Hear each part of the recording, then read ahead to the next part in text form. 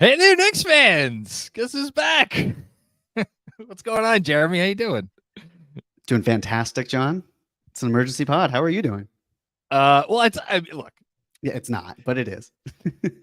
if I had, so this news broke as a quick aside.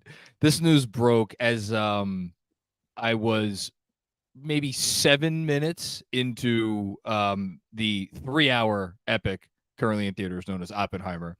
If this was truly an emergency pod, I would have turned to Dolores. I would have said, "Honey, we've done nothing but either prepare to move, or live with the repercussions of our move for the last 3 weeks. I am now going to leave you alone in this movie theater to watch this 3-hour movie about this man and the bomb he created to go rush back to Brooklyn and hop in front of the laptop." That would have been an emergency live stream, my friend. This is something else. I don't know what this is, but Can it's I not one up you on this one? Sure, please. So I'm on vacation. You can't tell if you're watching this behind me. This is not what my room usually looks like. Well, I can tell from your skin color that you're on vacation.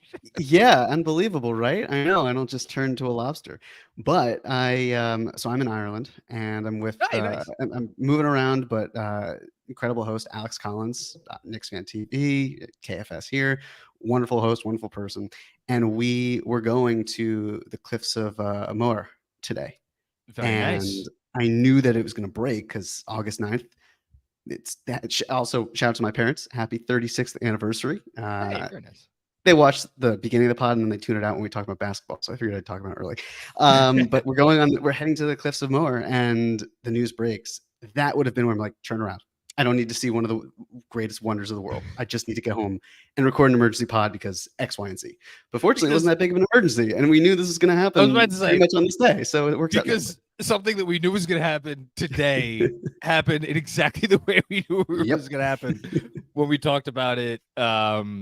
Whenever the day is that he opted in, and it was very clear that this is where this was leading to. So yeah, I mean, we could just get right into it from that perspective.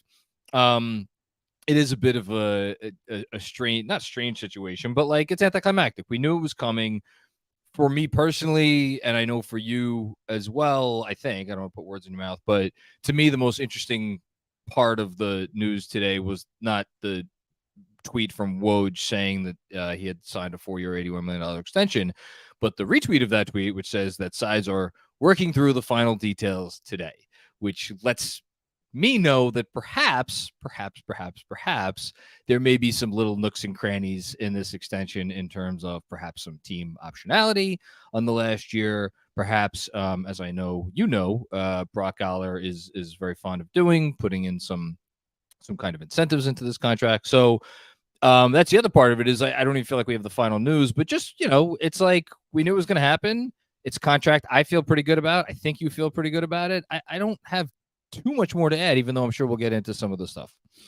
Sure. I interpreted that as the incentives part. Sure. Stephen Bondi wrote that he was hearing it was around $75 million. Yep. So I would imagine that maybe there's $6 million, assuming what Bondi said is correct. That would pave the way with exactly as you said. Brock Aller loves his incentives and unlikely bonuses. So that would certainly create that opportunity.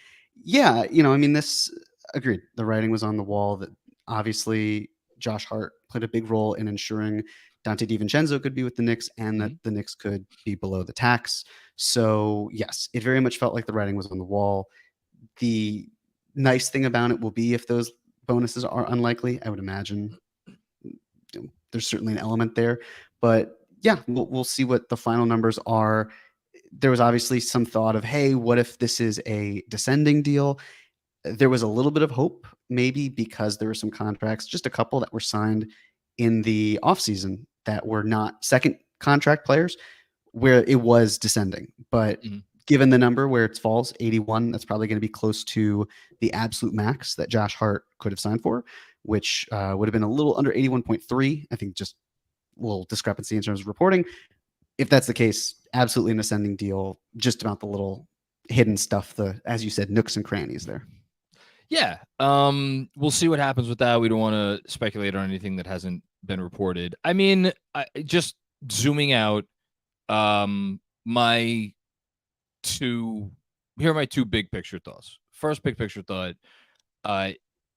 with the exception of Emmanuel Quickley, and we should note that Ian Begley reported earlier today that I don't want to put words in Ian's mouth, but it's something along the lines of he expects a quickly extension to get done before the season. So we could even asterisk in Emmanuel Quickly into this. Basically, the entire Knicks roster now, with the exception of Quentin Grimes, again, putting Quickly aside, we assume he's going to get paid. They've all gotten their paydays. Like, they're all secure financially for, the foreseeable future. Obviously, Jalen Brunson and Julius Randle will have the opportunity to opt out in a couple of years, and we'll see what they want to do with that. So I think from a perspective of like keeping the ship steering in the right direction and not having anybody feel like they, if they're sacrificing for the team, they are hurting themselves in terms of their earning potential in the process. And again, Grimes is the only one who's still on his rookie deal. I think Grimes, we all have faith, is going to continue to do, the right things in terms of what he does on the court. That's number one. And number two, like I feel like it again. I don't want to keep repeating myself with what we talk about on here and what we've been talking about on here for the last 2 months, but like, this is another mid-tier salary. And, Fred tweeted about it I think yesterday, Fred Katz of The Athletic. And now it won't be this year, but starting, I think, next year, Mitchell Robinson, assuming the Quickly extension gets done and assuming everybody is still here, which we don't know if it is, but if everybody was still here, Mitchell Robinson would become the highest paid, sixth highest paid player on any team in basketball in terms of his 14 point whatever $1 million salary. And yet the Knicks highest paid player salary a year from now would be Julius Randle at like 30, which would put him, I don't know where that ranks in terms of like the highest paid guys, but it's somewhere in the 20s. So they have really assembled themselves a collection of contracts right in that sweet spot, which again, you talk about it a lot more than I do. It doesn't take a rocket scientist to figure out where this is, where who knows where it's going to head, where the Knicks potentially foresee this heading in terms of putting together something for a deal. Yeah, and I don't want to give off the impression that there are various players on the Knicks, especially not named Jalen Brunson, who are untradeable or who are untouchable, I should say. But it also, in the back of my mind, I'm like, well, is Josh Hart going to be moved down the line? I mean, yeah, sure, you could talk about stars and all that stuff. Like, is it a sort of thing where is he just here consistently? And a piece, same thing with DiVincenzo, where it's like, they're players the Knicks would obviously be comfortable moving, but are there players that they would rather move first or that would command more on the trade front anyway that would require getting the star in the building? It doesn't really matter at this point. For Hart, if you look at a lot of the guys who are getting signed, he's kind of in that spot where this is a fair deal. It would have been nicer if it were less, but also we were talking about someone like him making $18 million this year, and that would have then caused havoc on, again, getting DiVincenzo. I was about to say probably no DiVincenzo. All this, right. Yeah. So he made a choice, but he also got compensated for it. He got a max contract, so to speak, and he's not going to be dealt this year because he's ineligible to be traded. So it's really nice to be able for him to have that sort of security when the Knicks certainly took off when he was acquired. I mean, to me, this was always kind of a no-brainer, and I'm glad he felt that way. And this is essentially the Knicks having their cake and eating it too from an off-season signing perspective. Yeah, and like we should also note that I don't want to compare it to the situation, but it was the first one that popped into my mind. It's like, much like, Dallas with Kyrie, you give up a future unprotected first, you give up, your best wing defender. Like you make that sort of in-season trade, you kind of are between a rock and a hard place. You have to resign the guy. This was not to that level for several reasons. One, I wouldn't want Kyrie Irving anywhere near my team. But also, like, the Knicks didn't give up nearly as much to bring Josh Hart aboard. But, like, once they gave up a first-round pick for him, for as much as he helped them last year, like, you don't, like, it was pretty clear when they made that trade that they always wanted to keep him around long-term. And, look, I think he's a great fit. I think if you're a naysayer for this contract, I don't know how you could be a naysayer over the money because, like, just look around at contracts that were signed this year or last summer. It's like, this is what you pay for a fifth starter, six-man type, right? And you agree with that, right? Mm-hmm. Yeah, there's I mean, it's just, again, just look at the other contracts that are signed in the league at for these sorts of players. if you're a naysayer, I think it has to be over the fact that like a team that showed itself in the playoffs to be in more need of more willing shooting, more consistent shooting, more meaningful shooting, just locked up a guy for 4 more years that is not the most willing outside shooter. I get that. I think there, as we've been saying, are there still kinks to be worked out with the roster? Everybody knows that. It's not the final product, at least in terms of when we envision them, hopefully, knock on wood, becoming a contender. But that's not something that you don't throw the baby out with the bathwater with that. And Josh Hart, I think, is clearly the sort of guy that, 30 NBA teams would like to have.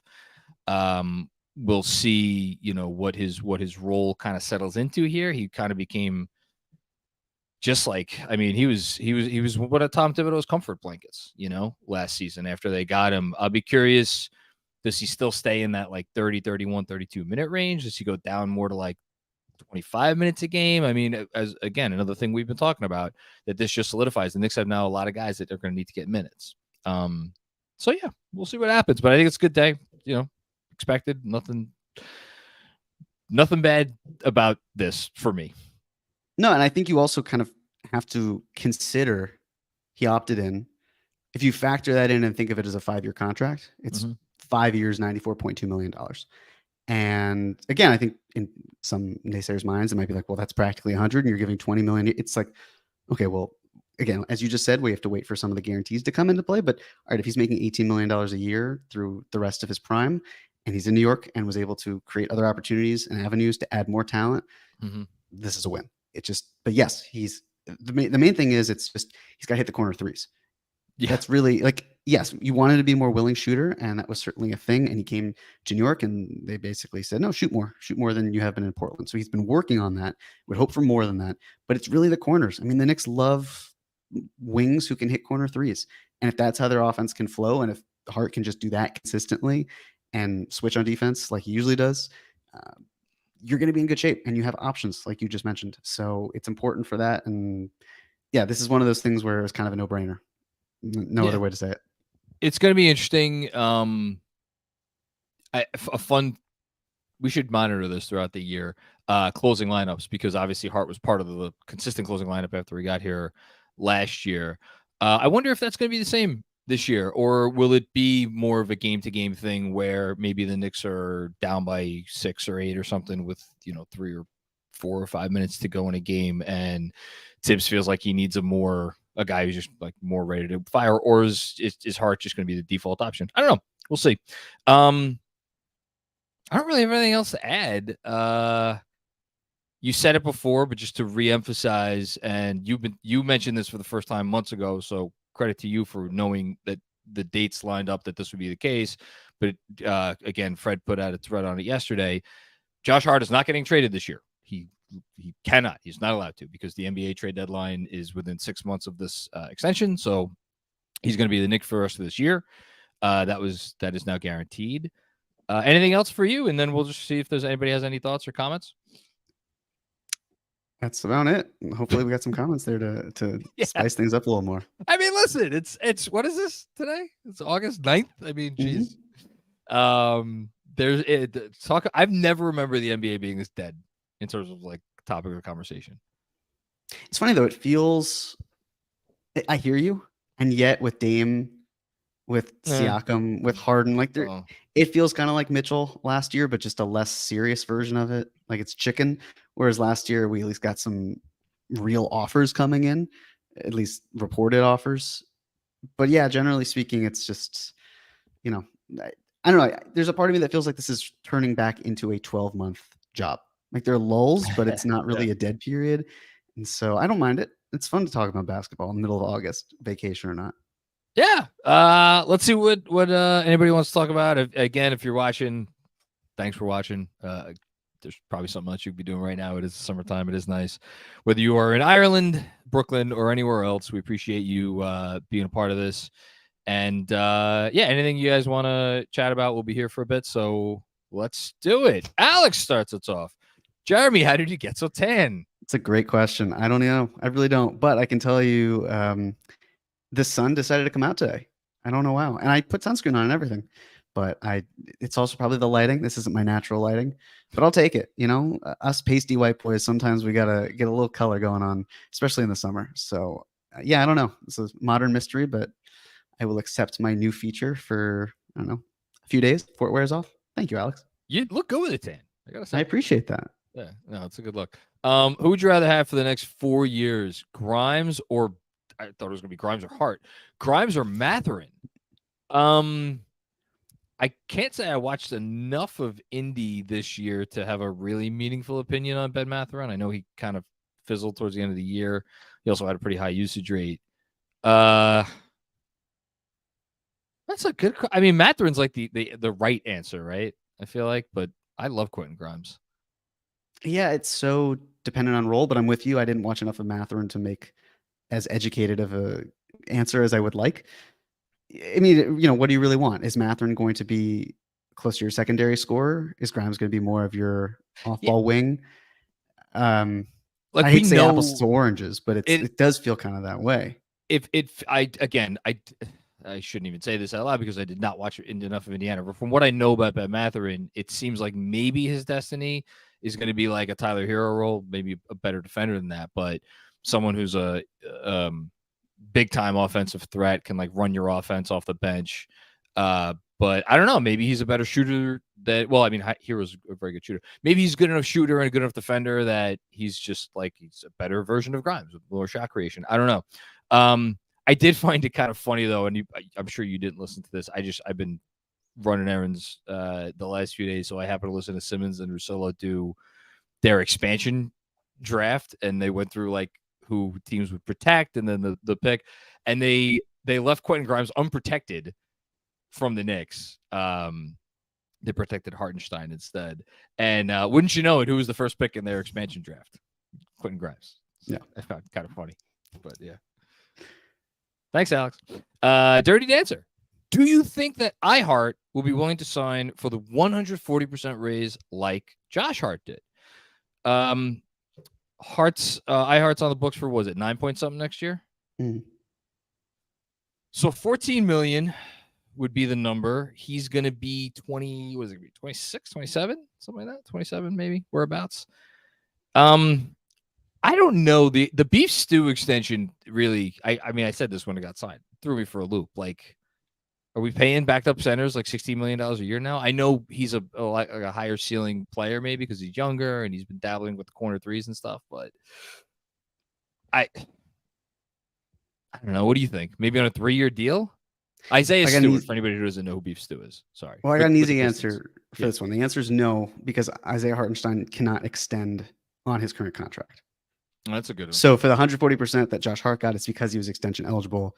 Hart is not extension eligible. So, it could be the sort of thing where if he gets to free agency, that the Knicks are more than comfortable paying him to be in that backup role, presuming they'd want Emmanuel quickly here. There are potentially other upgrades that they want in the meantime as well.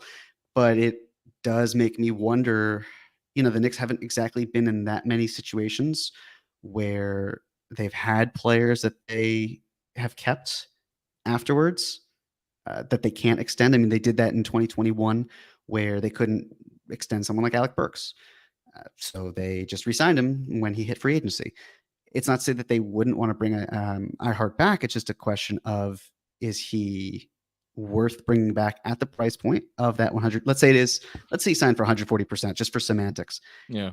That's a lot of money. And how eager are the Knicks to switch up at the 5, right? If we're talking about Joel Embiid and we're talking about Giannis Antetokounmpo, if we're talking about either of those guys, then you need to find a 5 who is not exactly like Isaiah Hartenstein, because you want someone who complements each of their skill sets or is more of a plug and play.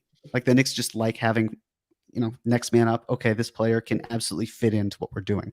So I'm just curious as to what, I don't know. We talked about this on the podcast not too long ago, and it just left me feeling like, wow, I do wonder about Isaiah Hartenstein and what his future looks like here. But in terms of the role that he has, I mean, I would say he's close to worth a little less than 140% of the max of his deal. But I also feel like if he were to hit free agency at 25, 26 years old, whatever he'll be next year, that he could find a suitor to bring him in for 15 million. Yeah, it's interesting because, like, are there teams that he could theoretically be a starting center for? Sure, but those are going to be younger teams, and I would imagine they're probably not. That they don't want to. They may not want to commit that much money to a guy who's already by that point going to be on the back half of his 20s. I don't know. I think it's so, like you kind of just implied, it is so dependent on what the Knicks do at other spots. Do they try to get in a position where their backup 4 can also be their backup 5, or maybe their starting 4 could also be their backup 5, like whatever.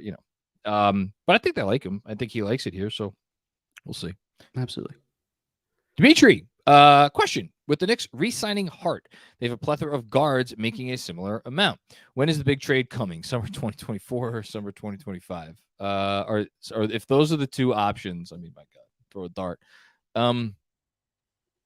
I would say sooner rather than later. I would say, if you're asking me to bet right now, I'd say 2024. I'd probably say the same, but it depends on the market. If it's not working in Philadelphia, then that's an opportunity. But if it is working and they do something like, let's say they get Dame, he's off the table. And he being Joel Embiid. If Giannis Antetokounmpo decides he doesn't want to go anywhere and he extends with the Bucks, then 2024 is out. So it's the sort of thing where, like, I wish that the answer were as concise as that, but it's just so player dependent. But I'll go with you. I think that it feels like one of those players I just mentioned is not going to be in the most optimal situation. So I will, especially for the sake of my sanity, I'll say 2024. That's for the big trade, but we shall see.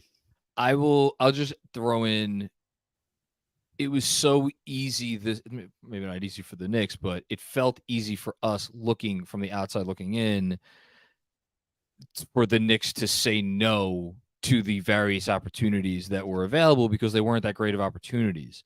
The tough part for them is, and yes, I'm talking about Donovan Mitchell, because Donovan Mitchell, I personally think Donovan Mitchell is a better opportunity for them as a trade target than any of the names that were bandied about this summer, whether you talk about Karl-Anthony Towns or your beloved Zach LaVine. So, like, if that becomes a possibility, a little facetious. Yeah, no, I get it. If that becomes a possibility, and I wrote about this a little bit this week for the newsletter. Like, do you go for Donovan Mitchell? Do you have a repeat of what happened last summer, where it's like, well, we'll go for him, but only if we feel like we have enough left in the pot for like another trade? That, I think that becomes a little more complicated. I'll be very curious to see what happens if they are faced with that decision, but we'll see. Yeah, what's going on here? Thoughts on Sham's report that OG will command $30 million a year in free agency? Thanks for all the content this summer, gents. I think he's going to command more than that. I just, like, Jeremy Grant got 32 a year, and OG is younger, and I would argue better than Jeremy Grant. Say nothing of the fact that I think it may have like a higher ceiling that we haven't really seen yet. I don't think it's crazy at all. Do you? No, I'd be surprised if he signed for anything less than that anyway. I just, like, again, like what you're saying, we're talking about someone who's going to be 27 years old, I believe, and he's one of the best defenders in the NBA. He's a wing defender with size. He hits corner threes like it's nobody's business. He's fantastic at that. He's one of the worst ISO players in the league, but there's opportunity for him to see more reps. He's absolutely going to be in demand. It's just a question of what teams can actually afford him. And I don't mean that necessarily in terms of cap space, but that is a significant issue. And it just kind of feels like so much of how the NBA is working right now is if you trade for a player, you get his rights. I mean, we knew that, right? We knew that you're always going to get a bird rights of a player, but you trade for him, you're almost guaranteeing that he will be with your team throughout, because the way the market works, it's just hard for him to do that. Yeah. But like you just said with Jeremy Grant, I mean, the Blazers, it's not like another team was really coming in and going to make life hell for them. And they still gave him that much money. From the outside looking in, it didn't seem like a ton of leverage was there. So, and yet he still got what he needed. And as the league as the salary cap keeps increasing and everything, I don't see why 30 is that crazy. Like, Andrew Wiggins is making $26 million, but he signed his contract a few years ago. You've got Cameron Johnson, who just signed for $24 million. I would say OG Anunoby is a better player than him. He's certainly more. I mean, they're practically the same age too. Cameron Johnson's an older guy. Yeah. Dylan Brooks just signed for $22 million. I believe it's a descending contract, but a bit right, insane, yeah. Right. And we don't have to use that as like, oh, well, because of this, it's that. It's just more an example of when you're as good as OG Anunoby is, the price is going to increase, especially as inflation keeps going. Every year, lock into a contract, and it feels like it's a huge thing, and it's just because the market hasn't caught up to what the rate is. We have everybody just we can't say it enough. Throw all of your preconceived notions about contract value out the window, and man, life is coming at us fast. Because I was looking yesterday. Donovan Mitchell only made $30 million last year, and he's on a max. That's the thing. He's on a max contract, paid $30 million because that's his salary bracket, and it's just the numbers are going to get very different. So we should prepare ourselves for that. Dirty Dancer, is it likely we have the full MLE next year? You would know this off the top of your head better than me. I think yes. Well, it'd probably be the tax mid-level exception, because based on how the Knicks, it depends. What's the deal quickly with Hartenstein? Are there other salaries coming into the books that would cause the Knicks where they're hard capped and not able to do that? So I feel more comfortable saying nothing. Let's assume they do nothing except Fournier goes off the books, and Quickly's extension clocks in at, let's say it starts at 18 a year. I guess in that sense, Hartenstein, you're saying? It would depend on Hartenstein, right? It would. Yeah, it would depend on Hartenstein. Yeah, that's basically the answer.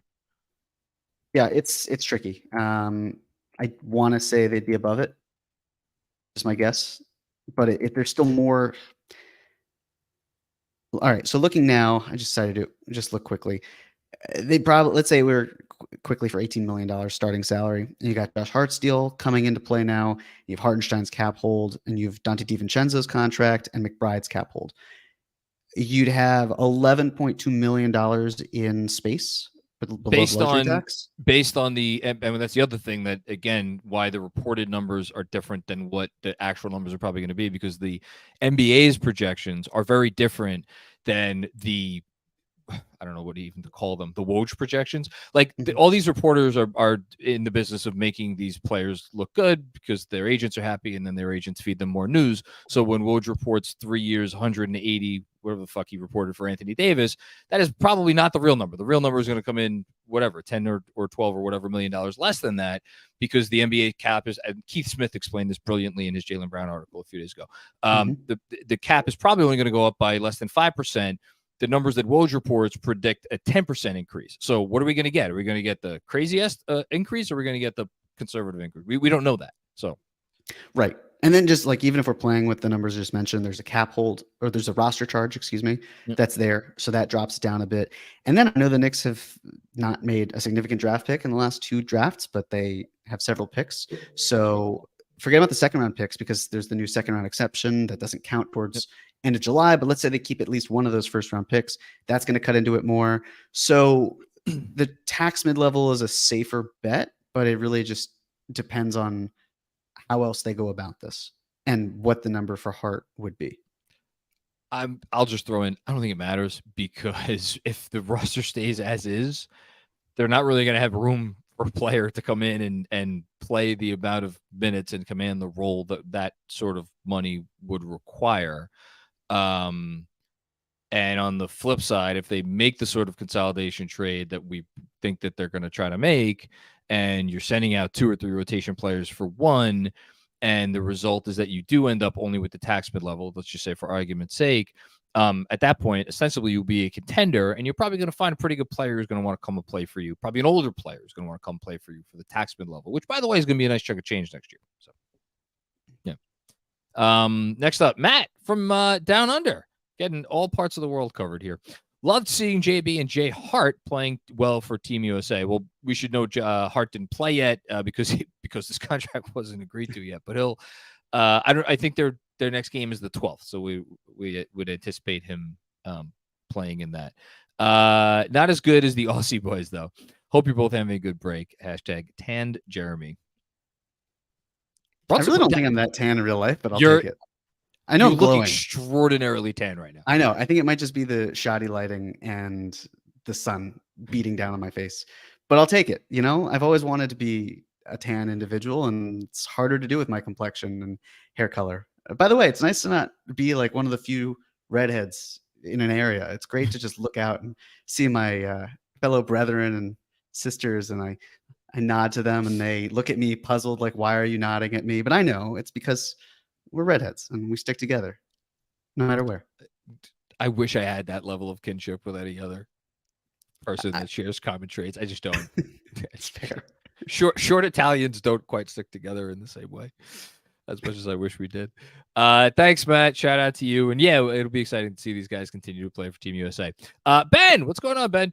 Question 1, how long can we operate as an apron team without losing too much flexibility? We'll get back to that in a second. Question 2, is the way to retain flexibility 10 to 15% of the cap deals? Well, I'll throw my 2 cents in for the second one. I think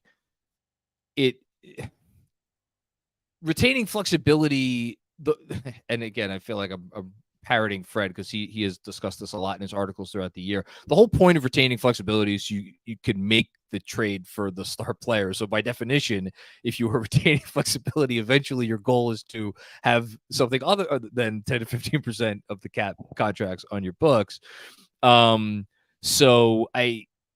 But I guess yes, to answer this question, yeah, that is the best way to retain flexibility, or just sign really, really good players, even if they're on maxes. The first question, where we should note that they're not an apron team at all. They're not a first apron team. They're not a second team. They're not even a tax team right now. I think this is just a question about the CBA, like how long can you be a second apron team without losing too much flexibility? I want to say when you get docked a pick if you're a second apron team for 2 years. I forget. It's been a while since I looked at the new CBA. Whatever. They don't give you very long. If you dip into the second apron for a season, I think they want you to get out of that bad boy in like a year, maybe 2. Yeah. We'll see. Yes, and I'd say that for the second question, Ben, it's not just 10 to 15% of the cap. It's 10 to 15% of the cap for players worth that amount. Because if you, and I know like this was kind of going on, a main reason why I was very much against the Knicks going out and getting, say, like a Seth Curry for a mid-level exception was because that contract isn't going to age very well. And a couple of years later, it's kind of, okay, well, what are you doing? How are you moving this player? And it's, well, we can't really move him because, yes, it's salary, but other teams don't necessarily want that salary. So we're sort of stuck with him. So our options are far more limited. So as long as you get players who you see the upward trend and aren't kind of living off of their name and their past performance, that's where you get better deals. And like, that's the thing that Fournier should have been, right? It should have still been, I think he was 28 years old, and we knew what he could do on the offensive end, and it was strong. And we knew what he could do on the defensive end. It was not strong. And it was, okay, well, you can still work through this to hold it up. And the Knicks had someone better than Quentin Grimes, and Fournier just wasn't able to provide what they did, what they needed him to, and what he needed to stay in the rotation. And now here we are at the point where he's expiring salary, and that's kind of the way it goes, not going to be included as part of a star. But now you can still be included for a starter. But it's more like you have to add other things along with that in order to make that work. I was about to say that I think for as much as Fournier's value tanked about as much as I think any of us could have conceived, fair or unfair, I'm not blaming him, just all the caveats, but like if the star trade was there, he would have been thrown into it and with no problem. Like we wouldn't have had an issue. So it's less about him and it's more the fact that the trade wasn't there. But I'll even go a step further, like in a scenario where I'm getting off, I don't want to go down this road, but like let's say there were 3 more years left of Fournier at this money and he had his current value. Like that's not like if a team is trading you their star, they're ostensibly rebooting.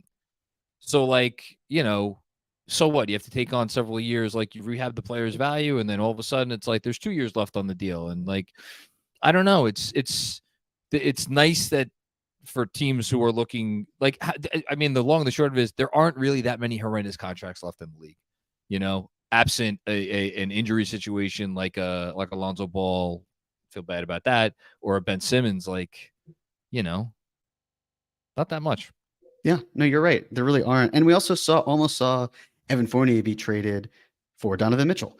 We did. And we know that if there were a Paul George trade that were to come about, it would have had to have featured Evan Fournier. So it's not like his name has not been included. It's just the Knicks have not pulled the trigger on that player. I think if fans want to, begrudge whether or not those trades happen, that's a different story. But it's not like the Knicks are holding on to him and saying, we don't want to move him because of where it's at. It's no, we want to move him and we want to move him for a star. It just hasn't been the right time or place for us to be able to do that.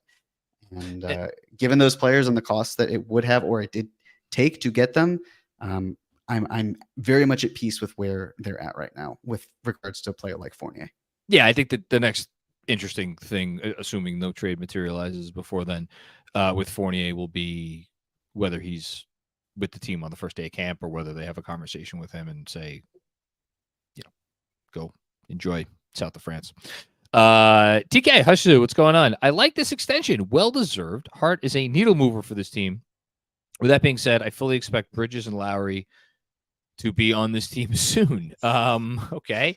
Well, Kyle Lowry is a $30 million expiring contract. I would imagine. Well, no, he's not. He's probably. Is he going to be a Blazer soon?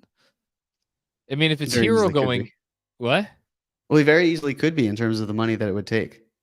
If they force, because I don't want to get into that whole thing, but because the Blazers could force them to take back Nurkic, and then you're talking about compiling a lot of salary together if you're the Heat. I don't know. We'll see. The Bridges thing is like, man, I don't know the Knicks fan alive that wouldn't love Mikal Bridges on this team. All indications are that Brooklyn seems to view him as a cornerstone of their franchise at this point, and he's got 3 more years left on his deal. But yeah, no, I think this Hush may be joking. Okay, yeah, he's 100% joking, making a Villanova joke. Yes. Well, no, but maybe that's why he is saying it, because I don't think it's crazy to expect another Nova guy to end up here. I agree. Ryan Arcidiacono is going to look great in orange and blue once again. Eric Paschall, he'll be there. I mean, I just don't think those are the two guys that are going to make it onto the Knicks in the near future. I laughed, Hush, when you sent the super chat. The intention was to make us laugh. Oh, all the Nova guys are just going to go play for the Knicks. The Nova Knicks is what they're going to be renamed to. My default is to take everything seriously, as you know, to my detriment. John hates fun. Yes. As evidenced many a times. Yes. Playback, Andrew's weddings, etc. Yes, indeed. Drink, by the way. What? That's the new drinking game. Apparently, when my wedding gets mentioned, we have to. It's the new Zach Lowe. Okay. That's the new drinking game. So there you go. I don't have anything poured, unfortunately, but I'll take a drink at home if you're drinking something, as long as you're not driving. Please drink. There you go. You're driving right now. The now. disclaimer, okay? You're driving around listening to a podcast later is what I mean. Don't drive and listen and watch us. Brian Valderrama, are the Knicks the deepest team in the NBA? Shit, if you listen to Simmons and Russillo's expansion pod, you'd believe it. I don't know. I mean, it depends. What is your definition of depth? Depth. Get dark in a hurry. Depth, who has the best 9th man, or who has the best 8th man, or who has the best who has the most quality players that are currently out of a team's rotation. Or does depth start at the top? I think there's an argument that the Nuggets have the deepest team in the NBA because their 4th best guy is I don't even know who you would define as their 4th best guy. Which is a really good player. It depends on what your definition of depth is, but I do think what's nice about the Knicks is we're looking at a team that, like the team that ended last year, at no point will they, barring injury, at no point will they put a 5-man unit on the floor at any point during a 48-minute game where you're like, man, we're really having trouble surviving these minutes because of this guy, or this guy's a target, or this guy's a real weak spot on offense, or whatever the case may be. they're going to have 5 good basketball players out there at all times this year, which is nice. I usually interpret kind of like the deepest team as one where their rotation is overflowing with talent. But even still, no matter how you look at it, yeah, the Knicks are certainly one of the deeper teams. It feels like they've been that way for a handful of years, where it's like, yeah, there's not a lot of top end talent, but there's a lot of depth here. Ever since the 2019 team, where it was a swing and the miss for Durant and a co-star, but the difference here is it feels like the Knicks actually have a top heavy level of talent as opposed to just relying on good, solid players that you kind of hope maybe get flipped at the deadline and you can then turn that into something else and as a result. So yeah, I'd say they're certainly one of the deeper teams, but yeah, they've got to convert that into top end talent for sure. It's just a matter of when. I'd give it just a quick tip of the cap to 2 other teams. One, OKC, who is like going to need to cut. I don't know if it's going to be Trey Mann. I don't know if it's going to be Usman Garuba, the kid from Washington, from Kentucky, Ty Washington, who they just got in trade. Like, they're going to cut a good player or maybe multiple good players before they go into camp. To say nothing of some good basketball players that are not going to be part of their rotation. And then obviously Lakers, Cam Reddish might not even get minutes for the Lakers this year. Do you believe that? Yeah, no, they're a deeper team. Very deep. That time I think John was joking. I can joke. I like fun. Whatever minutes he gets, we know that they will be meaningful. Extraordinarily meaningful.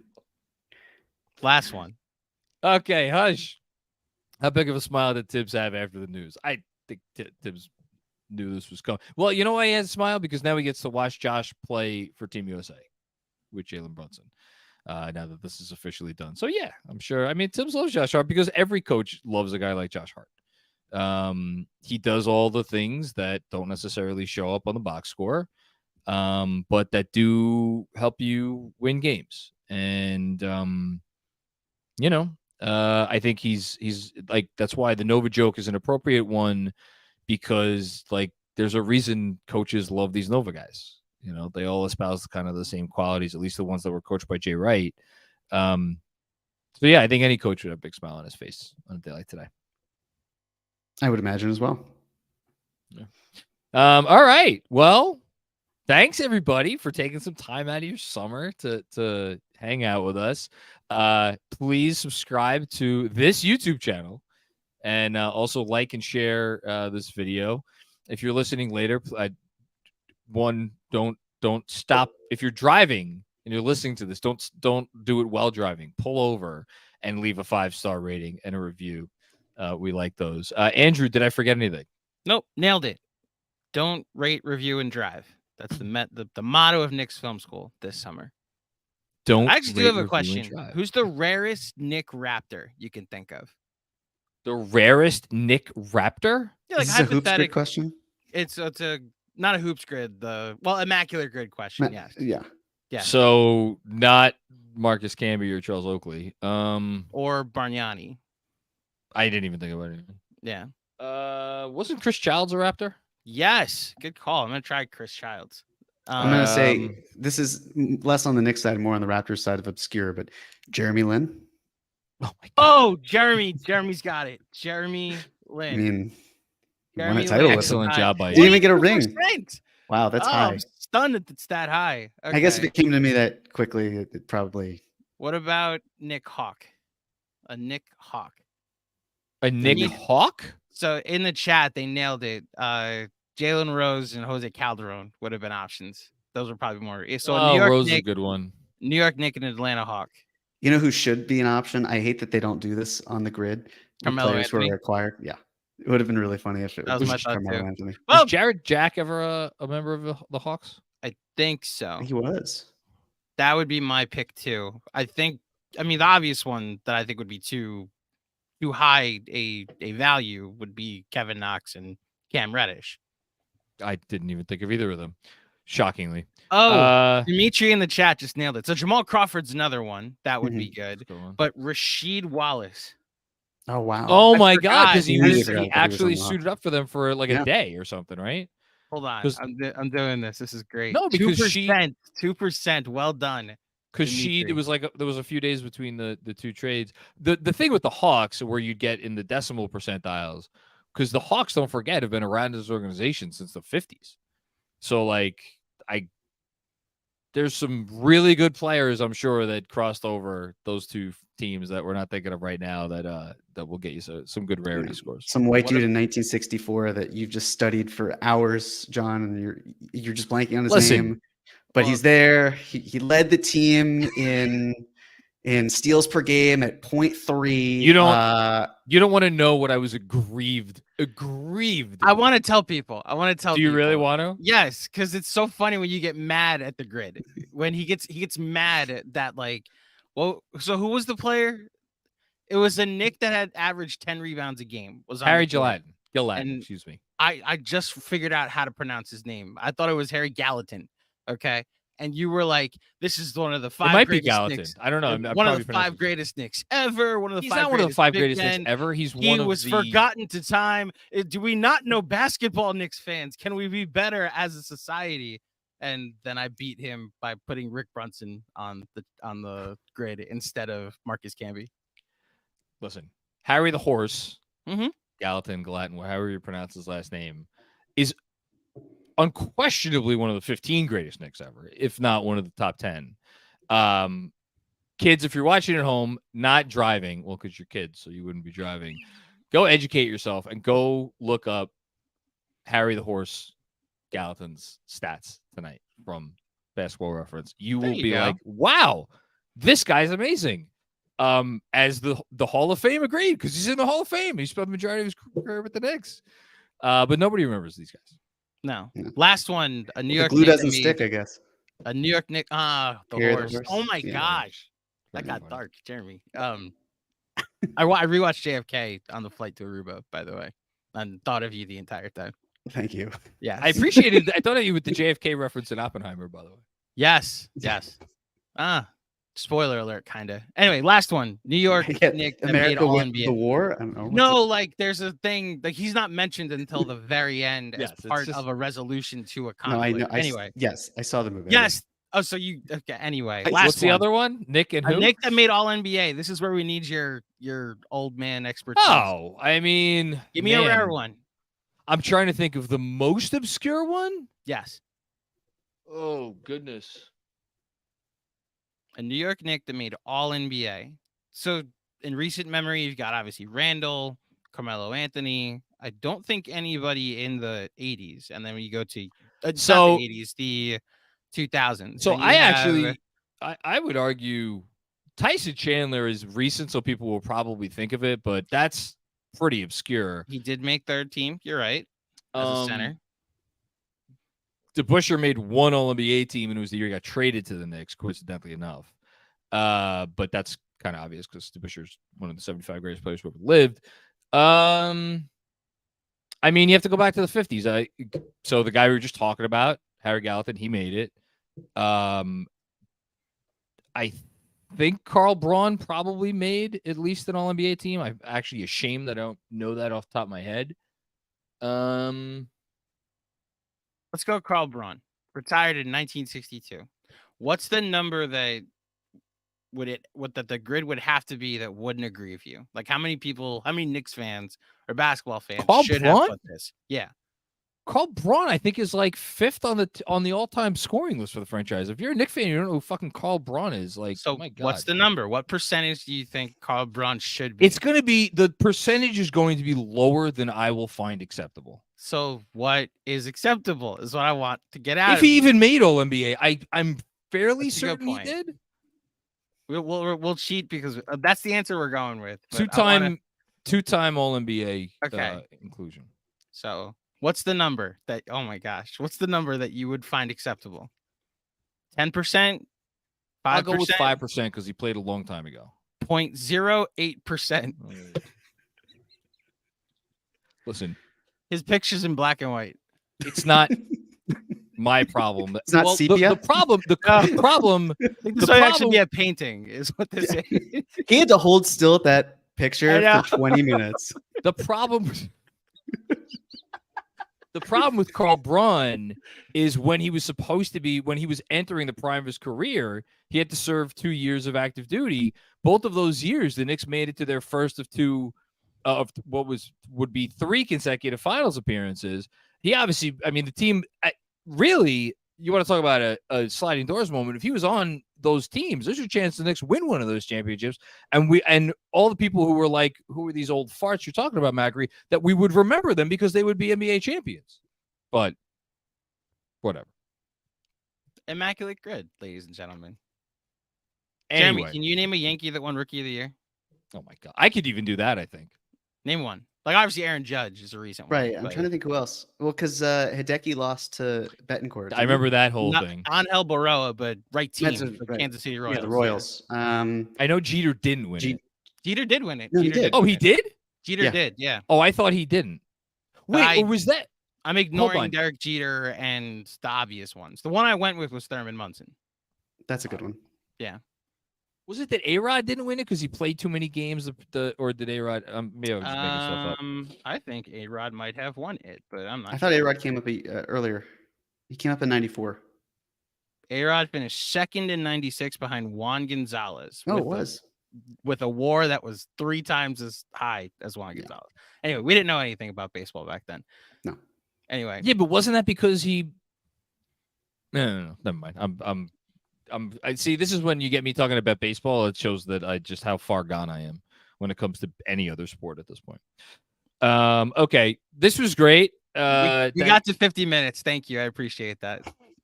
Hold on, I just want to check on one thing. He's on a Carl. There Braun it is. Carl Braun, now. 5th on the all-time leaderboard for points. The only Knicks that have scored more points than Carl Braun: Allen Houston, Willis Reed, Walt Frazier, and Patrick Ewing. Scored more points as a Knick than Carmelo Anthony. I got to be honest. I feel like that says still more about the franchise than it does about Carl Braun.